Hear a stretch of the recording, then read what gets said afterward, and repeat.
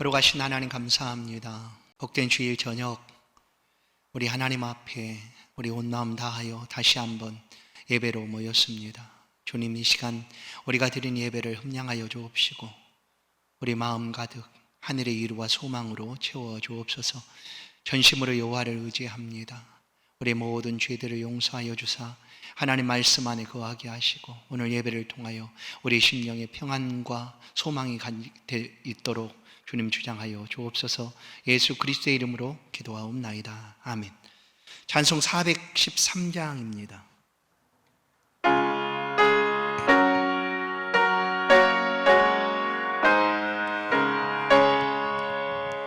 내 평생에 가는 길 순탄하여 늘 잔잔한 강 같든지 큰 풍파로 무섭고 어렵든지 나의 영혼은 늘 편하다. 내 영혼 평안해. 내 영혼 평안해. 저마귀는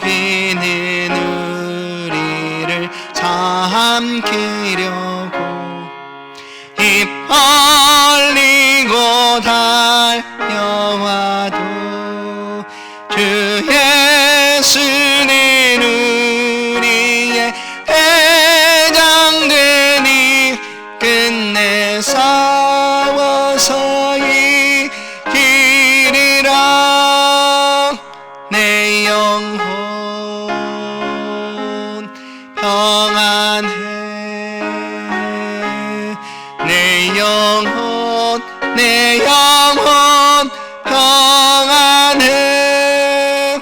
내 죄은 죄 주홍빛 같더라도 주 예수께 다 아뢰며 그 십자가 피로써 다시 쓰사 있는 보다 더 정하리라.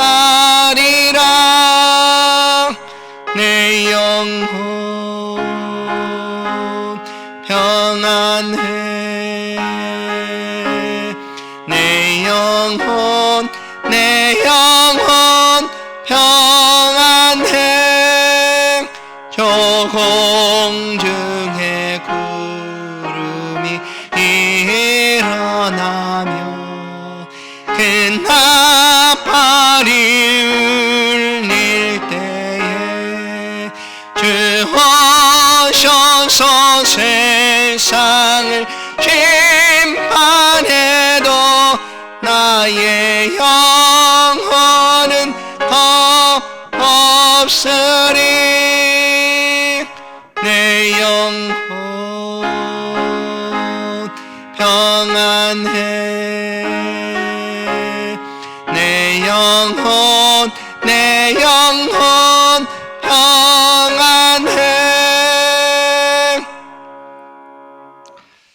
이 저녁 예배를 위해서 그리고 코로나19가 속히 물러갈 수 있도록 또한 하나님의 교회와 성도들이 힘을 얻고 늘 주 안에 승리할 수 있도록 도와달라고 이 시간 예배를 산목소리로 한번 기도하십시다.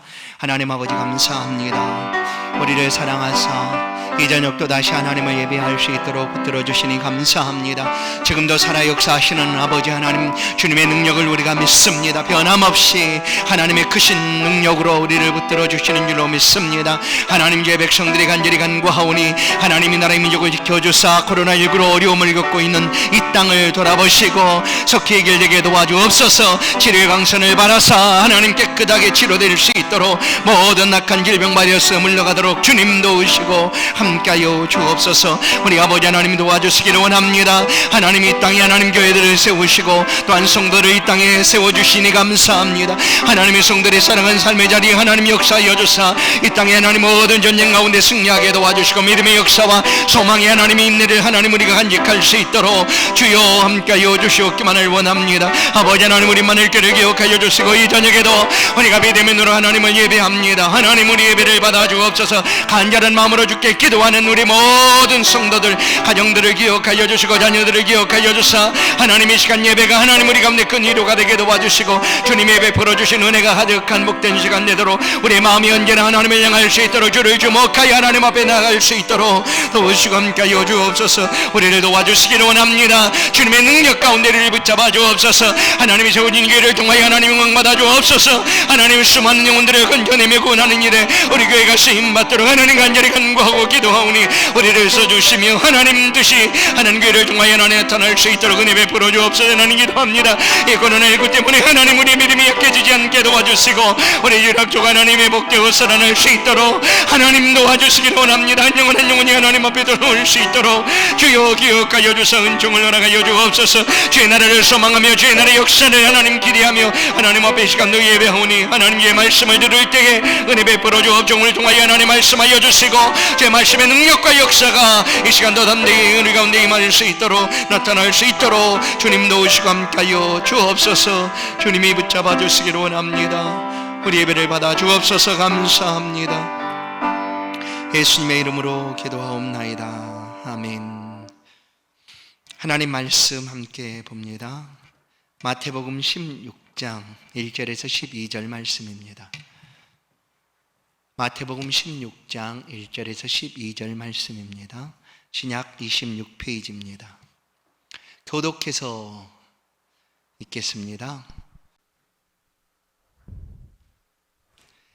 바리새인과 사두개인들이 와서 예수를 시험하여 하늘로부터 오는 표적 보이기를 청하니 예수께서 대답하여 이르시되 너희가 저녁에 하늘이 붉으면 날이 좋겠다 하고 아침에 하늘이 붉고 흐리면 오늘은 날이 굳겠다 하나니 너희가 날씨는 분별할 줄 알면서 시대의 표적은 분별할 수 없느냐.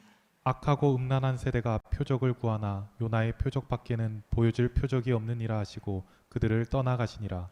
제자들이 건너편으로 갈새 떡 가져가기를 잊었더니 예수께서 이르시되 삼가 바리새인과 사두개인들의 누룩을 주의하라 하시니 제자들이 서로 논의하여 이르되 우리가 떡을 가져오지 아니하였도다 하거늘 예수께서 아시고 이르시되 믿음이 작은 자들아 어찌 떡이 없으므로 서로 의논하느냐. 너희가 아직도 깨닫지 못하느냐. 떡 5개로 5,000명을 먹이고 주운 것이 몇 바구니며 떡 7개로 4,000명을 먹이고 주운 것이 몇 광줄이던 것을 기억하지 못하느냐. 어찌 내 말한 것이 떡에 관함이 아닌 줄을 깨닫지 못하느냐. 오직 바리새인과 사두개인들의 누룩을 주의하라 하시니 그제서야 제자들의 떡의 누름이 아니요 바리새인과 사두개인들의 교훈을 삼가라고 말씀하신 줄을 깨달으니라. 아멘. 표적보다 예수다라는 제목으로 말씀을 함께 나누겠습니다. 우리 인사하십시다. 하나님은 당신을 사랑하십니다. 아멘. 주의한다라는 것은 조심하라는 표현이죠. 조심해야 된다라는 겁니다. 여러분들이 오늘날 조심해야 될 것들이 있다면 어떤 것입니까? 어떤 것을 가장 조심해야 될까? 말합니다. 사람 조심해라. 옛날에 차 조심하라 하는 것처럼 요즘은 사람을 조심하라 하는 말들을 더 많이 하기도 합니다. 그러나 믿는 성도들이 조심해야 될 것들이 분명히 있습니다. 주의해야 될 것이 있죠. 고린도전서 10장 12절은 그런즉 선줄로 생각하는 자는 넘어질까 조심하라 라고 얘기합니다. 또 갈라디아서 5장 15절도 만일 서로 물고 먹으면 피차 멸망할까 조심하라. 이 말씀은 뭔가 하면 성도의 영혼에 관한 이야기입니다. 우리의 영혼에 관심을 기울이고 주의하라라는 말씀이죠. 이 땅의 삶이 아무리 넉넉하고 잘 산다 할지라도 우리 영혼이 굶주리고 있으면 안 된다는 표현입니다. 영혼의 삶에 주의하고 조심해야 된다라는 것입니다. 그래서 믿는 자 앞에 놓여있는 악한 이단들의 유혹들이 많이 있습니다. 이단의 유혹들, 또한 죄의 유혹들이 참 많이 있습니다. 그런 것들을 조심하고 주의해야 한다라는 것이죠. 이것을 이길 수 있는 방법은 무엇일까? 예전에 이런 우스갯소리가 있었습니다. 성경은 덮어놓고 믿는 것이야, 뭐 이렇게 얘기했죠. 그래서 평생 성경을 펼쳐본 일이 없습니다. 기억하지도 않습니다. 그냥 덮어놓고 믿는 거니까 그냥 믿으면 되지, 뭐 성경을 꼭 알아야 되느냐. 그런데 우리가 영혼의 삶에 주의하고 조심하기 위해서는 반드시 하나님의 말씀이 있어야 합니다. 그냥 단순히 덮어놓고 믿는 정도가 아니라 하나님의 말씀이 그러한가 하여 데살로니가 성도들처럼 날마다 상고했더라 하심처럼 상고해야 되는 거죠. 그리고 베드로 사도 역시 그리스도를 아는 지식에까지 자라가라라고 우리에게 권면을 해주지 않습니까? 그래서 우리가 우리의 영혼의 삶에 주의하고 조심하기 위해서는 하나님의 말씀에 대한 관심을 기울여야 합니다. 뭐 교회에서 굳이 체크하지 않아도 성도들의 삶에서 이 말씀을 가까이 하는 것이 참 좋습니다. 하나님의 말씀이 우리의 양식이 되게 하고 그 말씀이 우리 가는 길에 빛이 되게 하고 등불이 되게 하는 것, 그것이 바로 우리의 영혼을 주의하고 조심하는 것입니다. 오늘 본문은 15장 후반부에 예수께서 7병이의 기적을 베풀어 주십니다. 오병이의 기적과 다른 기적이죠. 뭐 저자가 혼동해서 기록한 거냐? 아닙니다. 7병이어는 또 다른 그 떡을 베풀어 주신 기적입니다. 그것을 어떻게 알 수가 있는가 하면 예수님께서 9절 16장 9절 너희가 아직 깨닫지도 못하느냐, 떡 5개로 5,000명을 먹이고 주운 것이 몇 바구니냐 하시고 또 떡 7개로 4,000명을 먹이고 주운 것이 몇 강줄이었는지를 기억하지 못하느냐 하신 말씀을 보면 예수님께서 각각 다른 장소에서 때로는 5병이어로 때로는 7병이어로 이렇게 기적의 떡을 베풀어 주셨다라는 것을 알 수가 있습니다. 16장 말씀을 보시면 오늘 본문이죠. 사두개인과 바리새인과 사두개인들이 예수님께 와서 표적 보여달라고 하는 것으로 시작을 합니다. 표적을 보여주십시오. 예수님, 우리 가운데 표적을 보여주십시오. 그런데 이들이 예수님을 찾아온 것은 선한 의도가 아니라 예수님을 시험하고자 하는 의도였습니다. 당시 유대 사회에서 이 바리새인과 사두개인들은 굉장히 특권층에 속한 사람들이었습니다. 율법 사회에서 율법을 잘 알고 있었고 율법에 관여된 그런 일들을 하는 서기관들, 그리고 또 공회의원들, 이런 사람들의 대부분이 바리새인과 사두개인 종파였습니다. 그래서 그 율법 사회인 유대에서 이들은 존경받는 그리고 특권층의 위치에 있었다라는 것이죠. 예수님께서 오셔서 하늘나라의 복음 말씀하실 때 부딪히는 부분들이 많이 있었죠. 대부분 이들과 논쟁이었습니다. 이 바리새인과 사두개인들과의 논쟁이었습니다. 왜냐하면 이들은 율법을 잘 알고 있었기 때문에 그 율법을 가지고 판단하고 또한 정죄했습니다. 예수님께서 행하셨던 병 고치는 일들, 그리고 그런 기적들도 이들은 율법으로 판단해서 예수님께 시비합니다. 왜 안식일에 병을 고치느냐, 왜 안식일에 병을 고치느냐 하는 그런 일들, 또한 무슨 능력으로, 누가 너에게 그런 능력을 주었느냐, 또 왜 하나님의 이름을 빙자하느냐 하는 것들로 예수님과 늘 부딪혔습니다. 그런데 오늘 이들이 직접 예수님을 찾아오고 있다는 것은 굉장히 의미가 있습니다. 물론 시험하기 위해서 찾아왔지만 예수님께 표적 보여달라고 예수님께 찾아왔다라는 것은 이들도 예수님에 대한 표적, 예수님이 행하신 표적에 대해 관심을 갖고 있었다라는 것을 알 수가 있죠. 예수님 그동안 행하신 표적들은 참 많이 있었습니다. 귀신을 내어쫓고 병든 자를 고치고 또한 죽은 자를 살려내십니다.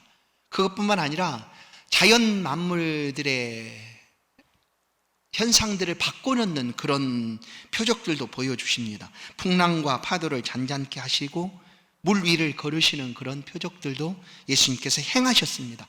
그런데 이 바리새인과 사두개인들은 또 다른 표적들을 예수님께 요구하고 있는 거예요.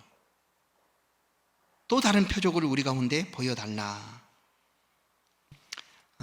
한마디로 이들은 예수님의 표적에 관심이 있었습니다. 기적, 이사 뭐 이렇게 표현이 됩니다. 표적은. 그러니까 이 표적에 관심을 두고 오늘은 또 어떤 표적을 보여줄까? 그런데 관심을 두었다라는 것이죠. 표적을 구하는 사람들의 특징 중에 하나는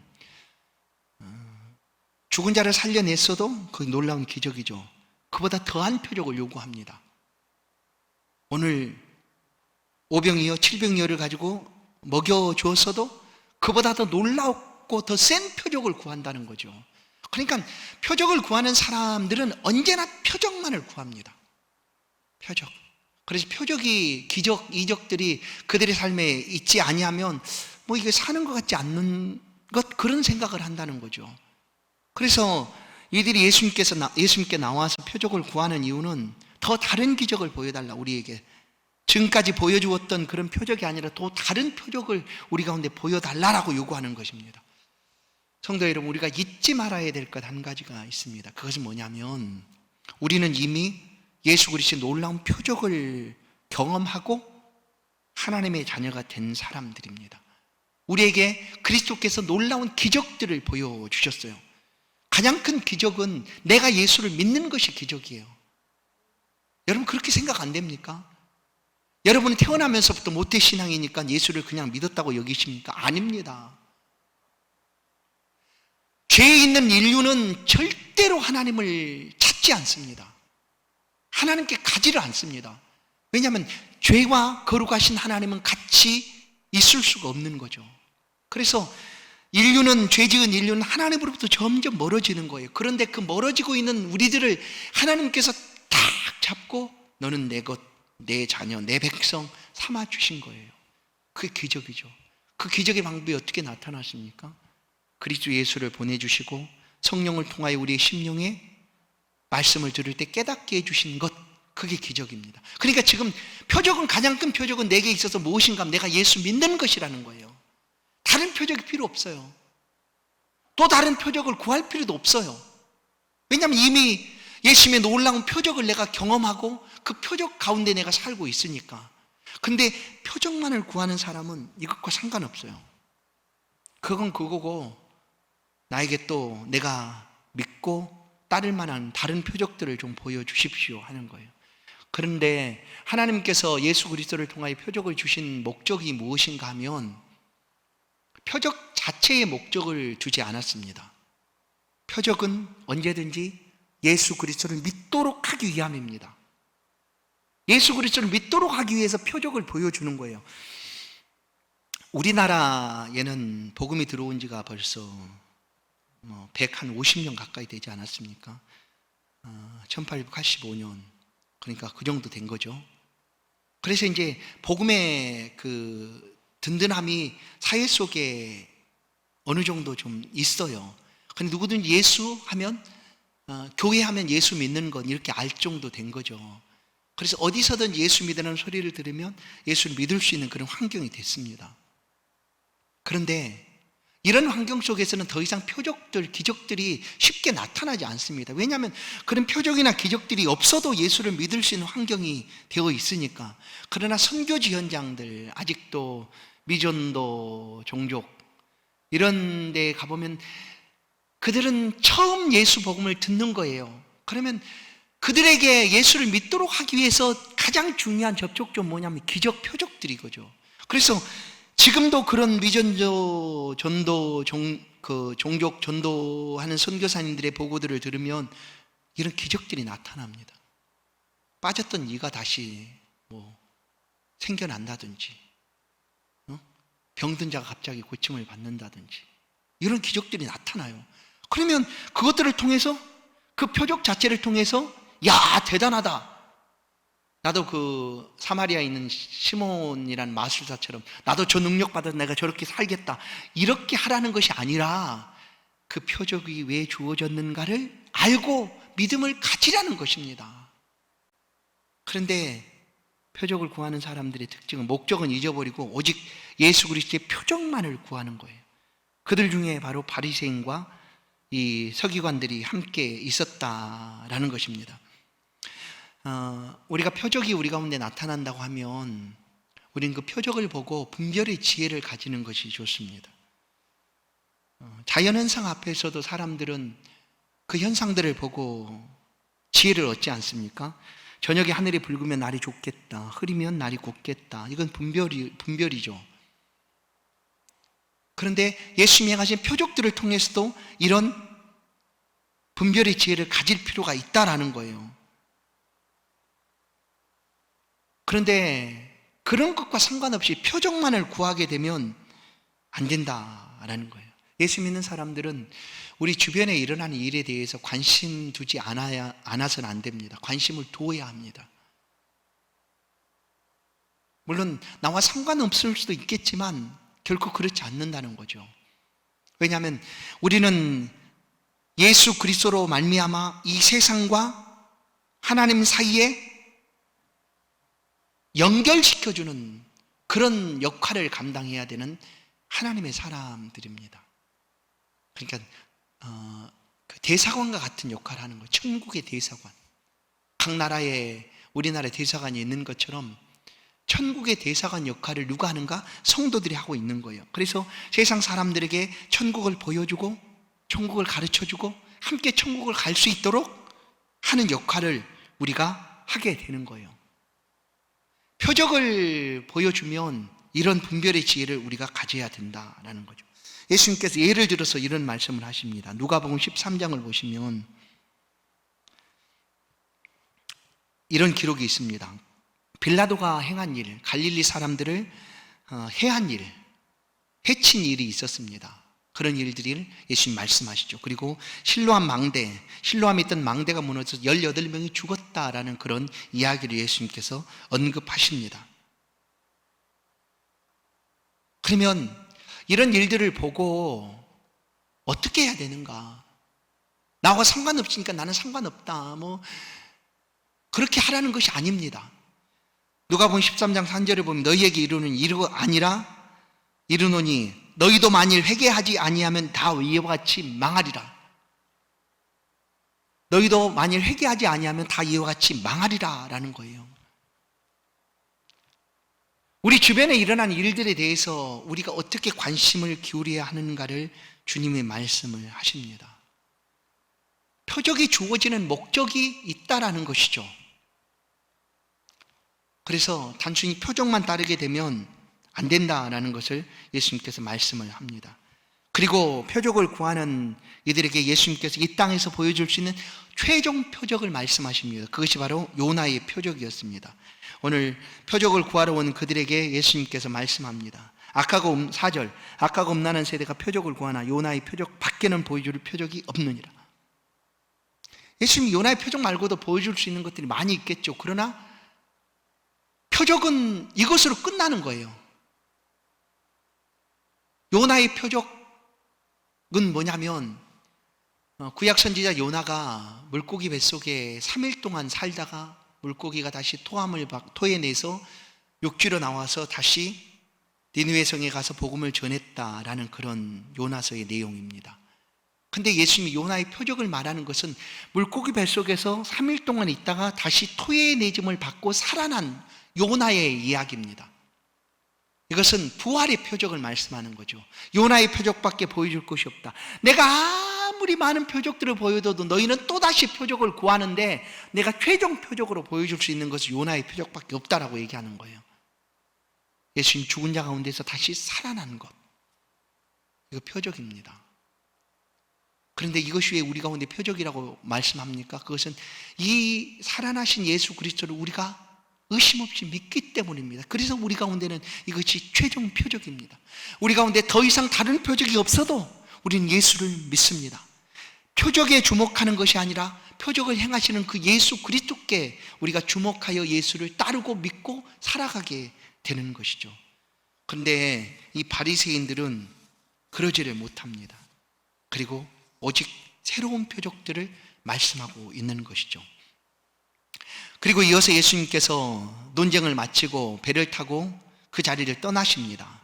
그리고 배를 타고 제자들과 함께 건너가는 동안 제자들에게 하신 말씀이 있습니다. 6절을 보시면 예수께서 이르시되 삼가 바리새인과 사두개인들의 누룩을 주의하라. 주의하라. 주의하라는 표현을 조심하라라고 말씀을 드렸지 않습니까? 그러니까 이 이야기를 듣고 제자들이 예수님의 말씀을 듣고 어떻게 행동했는가 하면 우리가 떡이 없다. 떡을 가져오는 걸 잊어버렸네라고 얘기합니다. 예수님 누룩을 주의하라고 그랬는데 제자들은 떡이 없는 것을 걱정합니다. 전혀 안 맞는 거죠. 왜 그럴까요? 왜 그럴까요? 왜 제자들은 예수님의 말씀을 알아듣지를 못했을까요? 그것은 우리도 신앙생활하면서 이럴 때가 있습니다. 내가 듣고 싶은 말만 듣고자 하면 하나님의 뜻을 잘 찾지를 못할 수 있습니다. 나에게 유익이 되고 내게 좋아하는 것만 내가 듣고자 원하면 하나님의 뜻을 내가 들을 수가 없습니다. 제자들과 예수님 사이에 소통이 안 된 거예요. 예수님 말에도 그들은 엉뚱한 대답을 합니다. 우리가 떡을 안 가져왔다. 어떡하냐? 큰일 났다. 라는 거죠. 이것은 예수님과 제자들 사이에 소통이 잘 안 돼서 그런 거예요. 혹시 성도 여러분, 여러분의 신앙생활에 소통은 잘 되고 있습니까? 소통이 잘 되는 비결은 주여 말씀하옵소서, 주의 종이 듣겠나이다 하고 엎드리는 것입니다. 그러면 잘 돼요. 하나님 앞에 엎드리고 무슨 말씀을 하시든지 내가 따르겠습니다라고 하나님 말씀 앞에 엎드리면 소통을 잘 할 수 있어요. 그런데 불통이 되는 이유는 내가 듣고 싶은 것만 하나님 앞에 구합니다. 내가 원하는 것만 구합니다. 하나님의 뜻과 상관없어요. 그냥 내가 원하는 것, 내가 필요한 것만 하나님 앞에 늘 찾아요. 그러면 잘 소통이 안 될 수 있어요. 하나님이 기막힌 표적과 기적들을 보여줘도 그 뜻을 분별을 못할 수 있어요. 왜냐하면 소통이 안 되고 있으니까. 그래서 우리는 늘 깨어서 기도해야 합니다. 오늘 내게 무슨 말씀을 하여 주시겠습니까? 오늘 한 날을 살아가는데 내가 어떤 삶을 살아가야 합니까? 우리 주변에 일어난 일들에 대해서 나는 지혜가 없는데 분별의 지혜를 주십시오라고 하나님 앞에 우리는 늘 구하고 찾아야 된다라는 것이죠. 그러면 주님의 말씀을 잘 들을 수가 있어요. 주님은 누룩을 주의하라라고 말했어요. 누룩은 알죠? 이런 밀가루를 부풀게 하는 그런 재료죠. 그런데 예수님께서 오늘 본문에서 누룩을 어떻게 사용하고 있는가 하면 바리새인과 서기관들의 교훈을 얘기하는 것입니다. 잘못된 교훈들을 말씀하고 있었어요.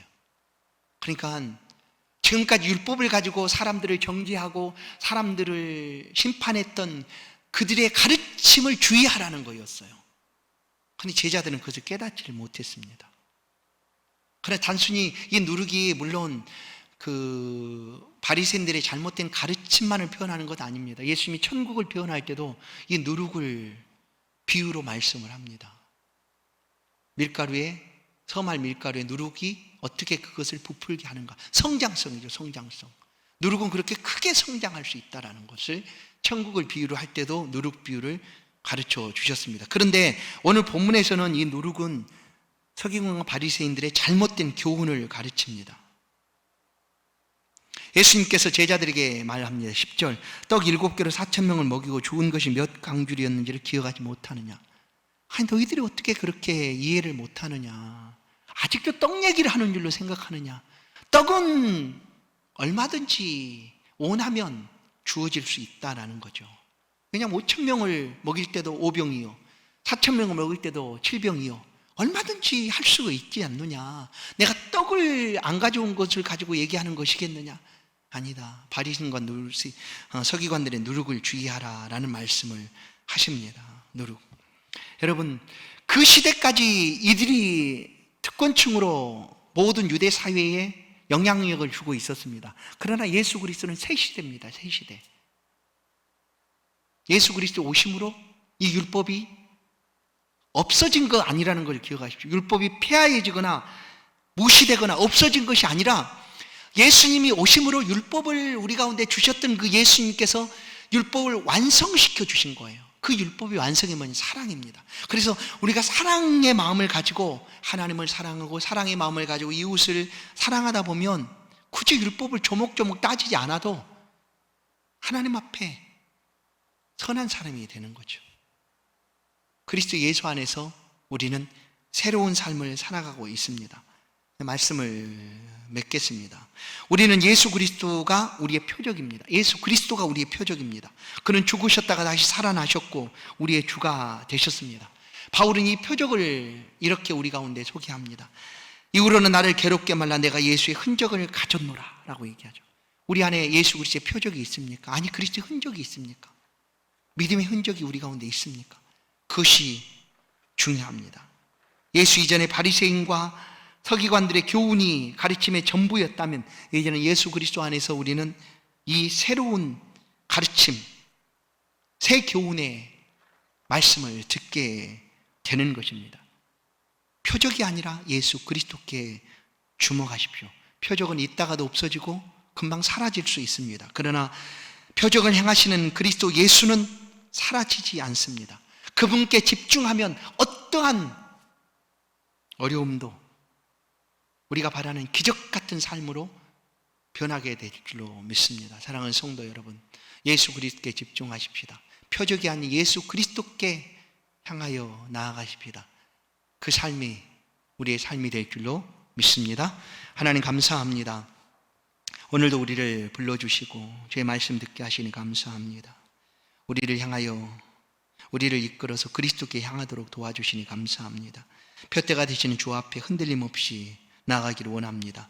비록 우리 가운데 표적이 일어나지 않는다 할지라도 이미 표적이신 예수 그리스도를 우리가 믿고 살아가오니 그 믿음 안에 승리할 수 있도록 붙들어 주옵소서.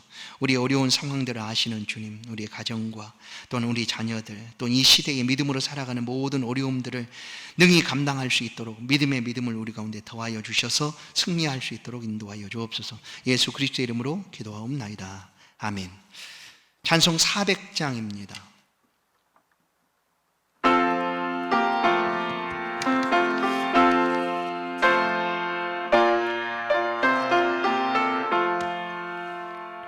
험한 시험 물속에서 나를 건져주시고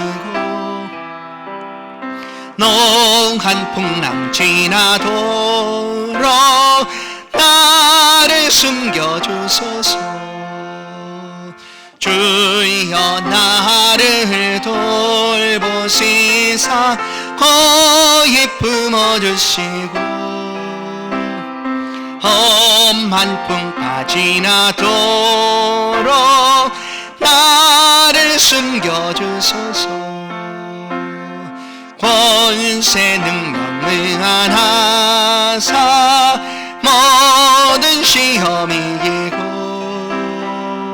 풍랑까지 다스리는 주님 앞에 비오니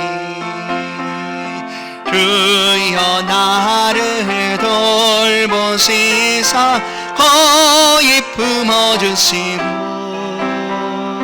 노한 풍랑 지나도록 나를 숨겨주소서. 죄악길에 빠진 이 몸 캄캄한데 헤매며 부르짖는 나의 영혼 들으소서. 내 주여 주여 나를 돌보시사 거의 품어주시고 험한 풍파 지나도록 나를 숨겨주소서. 아멘. 교회 소식입니다. 소식을 참조해 주시면 감사하겠습니다. 우리 임마누엘 교회는 신천지 및 이단 출입을 금지합니다. 수도권 사회적 거리두기 4단계가 10월 3일까지 연장되었습니다. 주일 예배 그리고 행사들은 비대면 온라인 예배로 진행됩니다. 비대면 예배 중에도 현장 예배를 27명까지는 드릴 수가 있습니다. 예배 함께 하시길 원하시는 분들은 교회로 오셔서 예배에 참여해 주시면 감사하겠습니다. 부득불 나올 수 없는 분들은 비대면 예배로 함께 예배해 주시면 감사하겠습니다. 새벽 기도회도 비대면 영상 예배로 함께 할 수가 있습니다.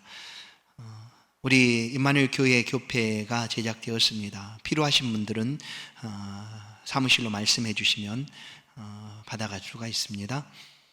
해링턴 아파트 입주가 곧 시작됩니다. 위에서 많이 기도해 주십시오.